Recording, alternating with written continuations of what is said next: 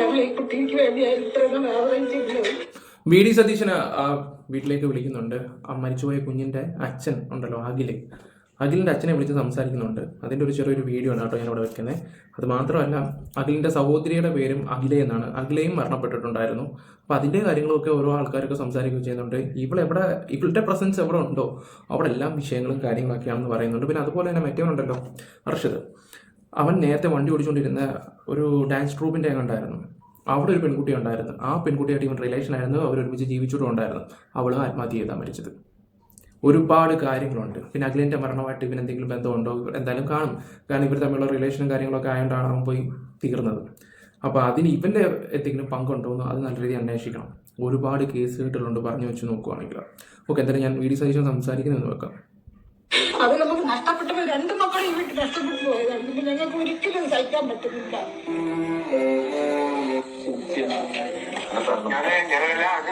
ഒരു വിട്ടുവീഴ്ചയില്ലാത്ത കാര്യങ്ങൾ ചെയ്തോളാം.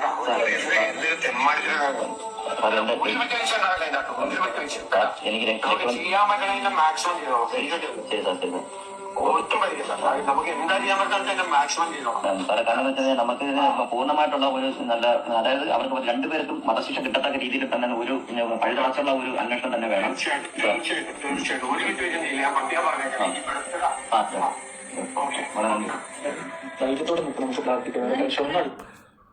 പുള്ളിക്കാരനൊരു വാക്ക് കൊടുത്തിട്ടുണ്ട്, നല്ല ശിക്ഷ കൊടുക്കുമെന്ന്. പിന്നെ അറിയാലോ എന്തിനൊരു ലിമിറ്റും കാര്യങ്ങളൊക്കെ ഉണ്ട് നമുക്ക്. പിന്നെ കേരള പോലീസിനെയൊക്കെ ഒരുപാട് ആൾക്കാർ കുറ്റപ്പെടുത്തുകയൊക്കെ ചെയ്യുന്നുണ്ട്. അവർക്ക് ഈ മീഡിയയുടെയൊക്കെ മുമ്പിലിട്ട് ഇവന്മാരെ ഒന്നും ചെയ്യാനൊന്നും പറ്റത്തില്ല. നാട്ടുകാർ അടിക്കാൻ വരുവാണെങ്കിലും പ്രൊട്ടക്ട് ചെയ്തേ പറ്റത്തുള്ളൂ പ്രതിയെ. കാരണം തെളിവെടുപ്പ് കാര്യങ്ങളൊക്കെ ഇനി ഒരുപാട് കിടപ്പുണ്ട്. ഇനി നിങ്ങളൊന്ന് ആലോചിച്ച് നോക്കി, നമ്മളിപ്പോൾ ഇവനെ തല്ലിക്കൊന്നു കഴിഞ്ഞാലുള്ള കാര്യം എന്താണെന്ന് വെച്ചാൽ, നാളെ ഇവൻ ഈ അഖിൽ മരിച്ചതിൻ്റെ വിഷയത്തിൽ ഇവനെന്തെങ്കിലും പങ്കുണ്ടോന്നോ അങ്ങനെ അന്വേഷിക്കാൻ കഴിയും.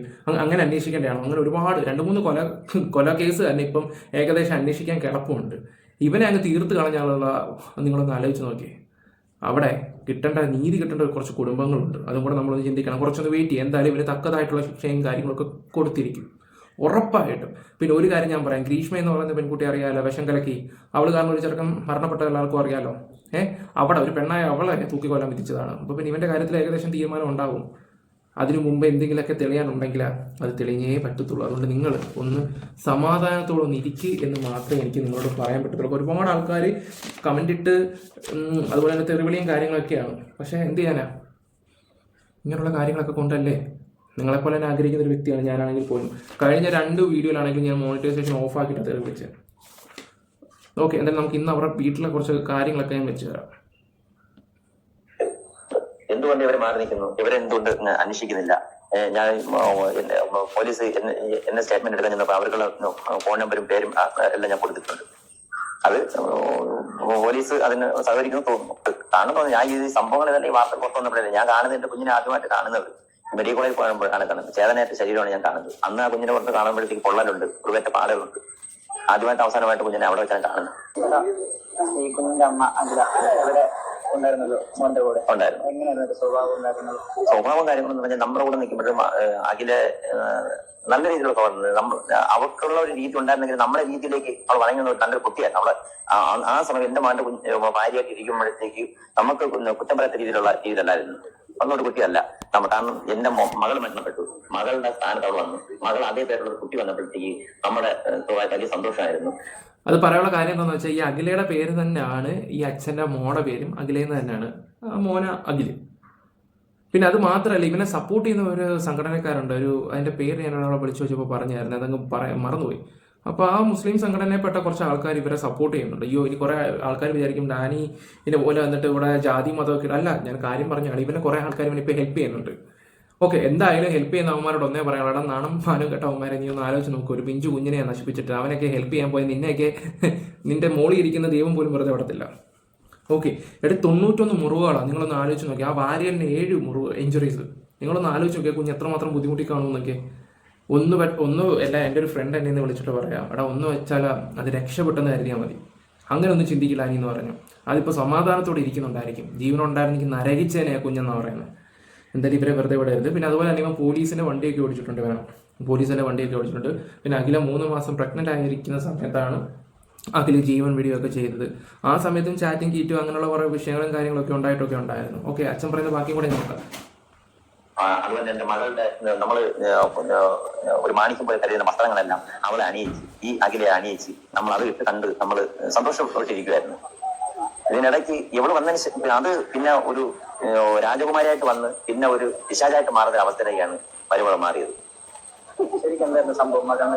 മകൻ മരിക്കാനുള്ള സംഭവം എന്ന് പറഞ്ഞാൽ ഇവർക്കുള്ള ഫാമിലി പ്രശ്നം ഉണ്ടായിരുന്നു. പിന്നെ അവര് ഈ കുടുംബ പ്രശ്നം ഉണ്ടാവാനുള്ള കാര്യം എന്ന് പറഞ്ഞാൽ ഫോൺ ചാറ്റിങ്ങിലൂടെ എന്തൊക്കെ കണ്ടു, അങ്ങനെ എന്തോ വിഷയങ്ങളൊക്കെ ഉണ്ടായി ആണ് ഒരു പോലീസിൽ പിന്നെ കേസായി.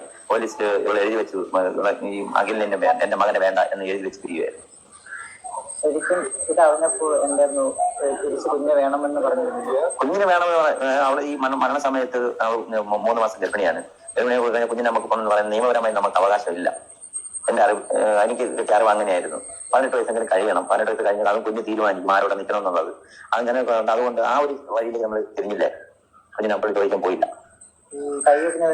കൈയൊടിഞ്ഞ അത് ഞാൻ ഈ കുഞ്ഞിന് ഇപ്പൊ ഒരു 3 മാസം കൊണ്ട് ഇതിന്റെ പുറകെയാണ്. കാരണം ഈ കുഞ്ഞിനെ തിരിച്ചു തരാമെന്നുള്ളൊരു വാർത്ത വന്നതുകൊണ്ട്, ഒരു ആൾ മുഖേന നമ്മൾ അറിഞ്ഞതുകൊണ്ട് ആ ഒരു സംഭവത്തിലോട് സംസാരിച്ചിരിക്കുമ്പോഴാണ് കുഞ്ഞിന്റെ കൈയൊടിവ് ഉണ്ടെന്ന് അറിഞ്ഞത്. അപ്പൊ ഇതൊക്കെ എല്ലാവരും കൂട്ടുകാരി നോക്കുമ്പോൾ കുഞ്ഞിന്റെ കൈ ഒടിഞ്ഞതല്ല, പിടിച്ചതെന്നാണ് എനിക്ക് അറിവ്. ആ ഒരു കുഞ്ഞിന്റെ വീഡിയോ ഉണ്ടല്ലോ, കുഞ്ഞ് കൈയൊക്കെ ഒടിഞ്ഞ് അമ്മ ഇങ്ങനെ ബസ് സ്റ്റാൻഡിൽ വരുന്ന ഒരുത്തം വന്നിട്ട് ഒരു ബ്ലോഗർ വന്നിട്ട് വീഡിയോ ഒക്കെ എടുക്കുന്നത്, അതും എൻ്റെ ഒരു കൂട്ടുകാരി എന്ന് പറഞ്ഞായിരുന്നു. എടാ നീ ആ കുഞ്ഞിനെ ശ്രദ്ധിച്ചായിരുന്നു എന്ന് ചോദിച്ചു. ആ പുള്ളിക്കാരൻ വന്നിട്ട് ചിരിച്ച് കളിച്ച് സന്തോഷമായിട്ട് സംസാരിക്കുമ്പോൾ ഇവൻ അങ്ങോട്ട് പോകണം എന്നുള്ളൊരു ആഗ്രഹം ഉണ്ടായിരുന്നത്. അപ്പോൾ ഇവള് പറഞ്ഞതിന് ശേഷം ഞാൻ ആ ഒരു വീഡിയോ പോയി ജസ്റ്റ് ഒന്ന് പോയി നോക്കിയായിരുന്നു. എനിക്കും അങ്ങനെ ഫീൽ ചെയ്തു. അവൾ പറഞ്ഞതിന് ശേഷമാണ്. കാരണം ഇവരുടെ അടുത്തു നിന്നൊക്കെ നരകമാണ് ആ പാവം പിടിച്ചവൻ അനുഭവിച്ചുകൊണ്ടിരുന്നത് ആ കുഞ്ഞ്. ഞാൻ അത് പറഞ്ഞപ്പോൾ ഞാൻ അല്ലെങ്കിൽ ഈ കുഞ്ഞിൻ്റെ വീഡിയോ ഇവിടെ വെക്കുന്നില്ല, വെറുതെ ഇനി അത് വെച്ച് വെറുതെ ഇതാക്കേണ്ടെന്ന് എടുത്തിട്ട് അല്ലെങ്കിൽ ഞാനത് കാണിച്ചു തന്നെ. ഇപ്പോഴും മനസ്സിൽ കിടക്കുകയാണ് ആ ഒരു സംഭവം. ഇവറ്റകൾക്കൊക്കെ എങ്ങനെ കുണം പിടിക്കുമെന്ന് ആലോചിക്കുന്നത്. എനിക്കാണെങ്കിൽ സത്യം പറഞ്ഞാൽ കുഞ്ഞുങ്ങളെ എടുക്കാൻ പേടിയാണ്. ഇപ്പം ഇതൊക്കെ ഇങ്ങനെ പിടിക്കത്തുള്ളൂ, ഇങ്ങനെ. ഇപ്പം എൻ്റെ അമ്മ ഇത് കാണുമ്പോൾ തന്നെ ഇവിടെ എന്തുകൂടെ നീ കാണിക്കുന്നത്, അപ്പം കൊടുക്കാൻ പറയും. എനിക്ക് എല്ലാവരും നിർബന്ധിച്ചാൽ മാത്രമേ ഉള്ളൂ, അല്ല ഞാൻ ഈ കുഞ്ഞുങ്ങളെ എടുക്കുന്ന പരിപാടിയൊന്നുമില്ല. ഭയങ്കര പേടിയാണ് എനിക്ക്, ഭയങ്കര പേടിയെന്ന് വെച്ചാൽ ഒന്നാമത്തെ കാര്യം എൻ്റെ കൈ വലുതാണ്. എൻ്റെ ഒരു ഫ്രണ്ടുണ്ട്, ഞാൻ അവളെ കാണുമ്പോഴൊക്കെ എപ്പോഴും ഷേക്ക് ഹാൻഡ് കൊടുക്കുമ്പോൾ അവൾക്ക് നോവും. എപ്പോഴും പറഞ്ഞൊരു കാര്യം, അവൾക്ക് പേടിയാണ് ഷേക്ക് ഹാൻഡ് തരില്ലേ എന്നുള്ള രീതിയിലാണ്. അപ്പം എൻ്റെ മനസ്സിൽ അതും കിടപ്പുണ്ട്. അപ്പോൾ ഈ കുഞ്ഞുങ്ങളൊക്കെ ഞാൻ ഭയങ്കര പേടിച്ചെടുക്കുന്നത്. ഞാൻ ആലോചിച്ച് പോയെന്ന കാര്യം എന്ന് വെച്ചാൽ ആ കുഞ്ഞെന്ന് പറഞ്ഞാൽ പഞ്ഞി പോലെ ഇരിക്കുക, അതിനെയൊക്കെ അവനെ എങ്ങനെ അടിക്കാതെ ഒഴിക്കുക എന്നൊക്കെ പറയുമ്പോഴേ അതുപോലെ അവനെ അവിടെ ഇട്ട് നരയിപ്പിച്ചിട്ടേ അവനെ വല്ല ചെയ്യാവുള്ളൂ. കേരള മുഖ്യമന്ത്രിയുടെ ഒരു അപേക്ഷയാണ്. അറിയില്ല, ആദ്യമായിട്ടാണ് കാണുന്നത്. ഡാൻസ് ടീച്ചർ എന്റെ മകൻ ഈ ഡാൻസ് ഗ്രൂപ്പ് ഉണ്ടായിരുന്നു. അങ്ങനെയാണ് ഇവർ തമ്മിൽ ബന്ധപ്പെട്ട് വിവാഹം നടക്കുന്നത്. ഈ ഡാൻസ് ആസ്പദമായിട്ട് ബന്ധം എന്ന് പറയുന്നത് ഈ എന്റെ മകന് ഈ അഖിലയുമായിട്ടുള്ള കൂടിച്ചേരലിനും ഈ അഷ്കറും അഖിലയായിട്ട് കൂടിച്ചേരലിനും ഡാൻസ് ടീച്ചറാണ് ഇതിനകത്ത് മുൻകൈ എടുത്തിട്ടുള്ളത്. ഡാൻസ് ടീച്ചർ ഇതുവരെ പോലീസ് റിപ്പോർട്ട് കൊടുത്തിട്ടില്ല. അതിലെന്തെങ്കിലും ദുരൂഹമുണ്ട്. എന്തുകൊണ്ട് ഇവർ മാറി നിൽക്കുന്നു, ഇവരെന്തുകൊണ്ട് അന്വേഷിക്കുന്നില്ല? ഞാൻ പോലീസ് എന്നെ സ്റ്റേറ്റ്മെന്റ് എടുക്കാൻ ചെന്നപ്പോൾ അവർക്കുള്ള ഫോൺ നമ്പരും പേരും എല്ലാം ഞാൻ കൊടുത്തിട്ടുണ്ട്. അത് പോലീസ് അതിന് സഹകരിക്കുന്നു തോന്നുന്നു. ഒരിക്കലും തോന്നിയില്ല. അങ്ങനെ തോന്നുന്നത് നമ്മളങ്ങനെ അവളെ പ്രതീക്ഷയോടെ നമ്മൾ കാത്തിരിക്കുകയാണ്. പക്ഷെ ഇങ്ങനെ ചെയ്യുമെന്ന് ഒരിക്കലും പ്രതീക്ഷിച്ചില്ല. ഈ സംഭവങ്ങളൊക്കെ കൂട്ടി വായിക്കുമ്പോഴത്തേക്ക് ഇവിടെ ഇത്രയും ഒരു ക്രൂര സ്വഭാവം ഉള്ള ആളാണെന്ന് ഇപ്പോഴാണ് മനസ്സിലായത്. കാര്യം എന്ന് വെച്ച് കഴിഞ്ഞാൽ പാലുകൂടി മാറാത്ത ഒരു കുഞ്ഞിനെ ഇത്രയും ക്രൂരനായവരടുത്ത് ഇവൻ മുമ്പ് ഈ കുഞ്ഞിനെ ആക്രമിക്കുമെന്ന് ഇവർക്ക് ബോധ്യം ഉണ്ടായിരുന്നിട്ട് ഈ തമിഴ്നാട് 3 ദിവസം കൊണ്ട് ഇവിടെ മാറി നിൽക്കുക. ഞാൻ ലാസ്റ്റ് വിളിക്കുമ്പോഴത്തേക്ക് അങ്ങനെ ഒരു സ്വഭാവം, നല്ലൊരു സ്വഭാവം അവരമ്മയാണെങ്കിൽ കുഞ്ഞിനെ അങ്ങനെ ആക്കിയിട്ട് പോകില്ല. പിന്നെ ആമിന എന്ന് പറഞ്ഞൊരു പെണ്ണുണ്ട്, അവൻ്റെ ആദ്യ ഭാര്യ. ആ ഭാര്യയെ ദ്രോഹിക്കാത്ത ദിവസങ്ങളില്ല. ഞാൻ ആലോചിച്ചൊരു കാര്യം എന്ന് പറഞ്ഞാൽ ഇവന് ഇവളോട് ഇത്രയ്ക്ക് ഭ്രാന്തി പിടിക്കാനുള്ള കാര്യം എന്താണെന്ന് ഞാൻ ആലോചിച്ച് നോക്കിയത്. അത് പറയുന്നത് ശരിയല്ല, എന്നാലും ഞാനത് പറയുവാണ്. വേണ്ട പറയുകയെന്ന് വെച്ചാൽ എന്താ ശരിയല്ല, അത് പറയുന്നതും ശരിയല്ല, എന്നാലും ഞാൻ പറയുവാണ്. നിങ്ങൾ ആമിനെ ഇവളെയും കൂടെ വെച്ചൊന്ന് കമ്പയർ ചെയ്ത് നോക്ക്. ആ പെണ്ണിനെ എന്തൊരു ഐശ്വര്യമാണെന്നറിയാമോ? ആ പെണ്ണിനെ അതുപോലെ ദ്രോഹിച്ചിട്ടാണ് അവൻ വന്നിട്ട് എന്താ പറയുക, ഇപ്പോൾ അവരുടെ സംസാരവും കാര്യങ്ങളൊക്കെ കിടക്കുമ്പോൾ എന്തോ പോലെ. അവൻ്റെ ആദ്യ ഭാര്യയുടെ ഓർക്കുമ്പോൾ തന്നെ എന്തോ പോലെ, സത്യം പറയാലോ. അവളെ ഇവളെയും കൂടെ വെച്ചൊന്ന് കമ്പയർ ചെയ്ത് നോക്കുക നിങ്ങൾ. ഇവക്കും എന്തുകൊണ്ട് അതിന് ഇത്ര മാത്രമെന്ന് ഞാൻ ആലോചിച്ച് പോയത്. ഇത് പറയുന്നത് ശരിയല്ല, കമ്പയർ ചെയ്ത് വെച്ച് സംസാരിക്കുന്നത് ശരിയല്ല. പക്ഷെ ഞാൻ പറഞ്ഞു പോയതാ, ഗതികേട് കൊണ്ട് പറഞ്ഞു പോയതാ.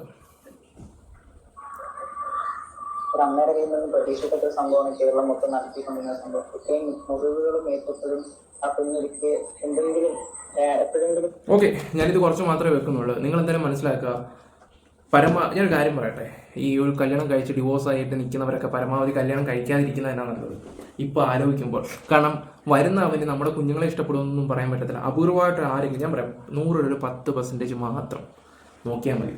അല്ലാതിനൊന്നും നോക്കാതിരിക്കുന്നതാടാ നല്ലത്. ഞാൻ സത്യസന്ധമായിട്ട് പറയാം നിങ്ങളുടെ അടുത്ത്. കാരണം ഇതൊക്കെ കാണുമ്പോൾ ചങ്കാ പടയ്ക്കുന്നത്. അതുപോലെ നൊന്തട്ടോ സംസാരിക്കുന്നത്. വ്ളോഗേഴ്സ് കാര്യങ്ങൾ ഇതിനെക്കുറിച്ചൊന്നും ഇപ്പോൾ ചർച്ചയോ കാര്യങ്ങളൊന്നുമില്ല. എന്താണെന്ന് എനിക്കറിയത്തില്ല. ഞാനിതിങ്ങനെ ചെയ്യുന്നു, അത്രമാത്രം. എനിക്ക് എന്തോ ഒരു സമാധാനമില്ല ഈ ഒരു കേസ് കേട്ടില്ല. നമുക്ക് എന്തെങ്കിലും നിങ്ങളുടെ അഭിപ്രായങ്ങൾ എന്തെങ്കിലും കമന്റ് ബോക്സിൽ രേഖപ്പെടുത്തുക. Bye, love you all guys.